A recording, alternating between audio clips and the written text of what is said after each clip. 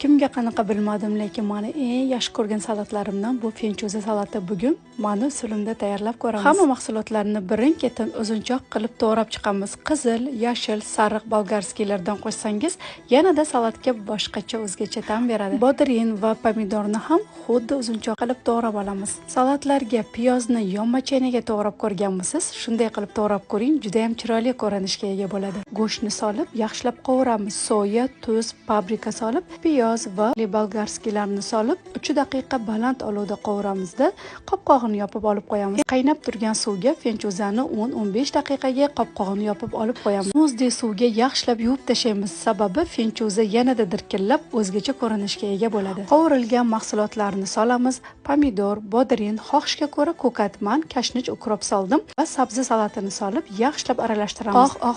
Ko'rinishidan mazasi qandayligini aytib turibdi. Yoqimli ishtaha.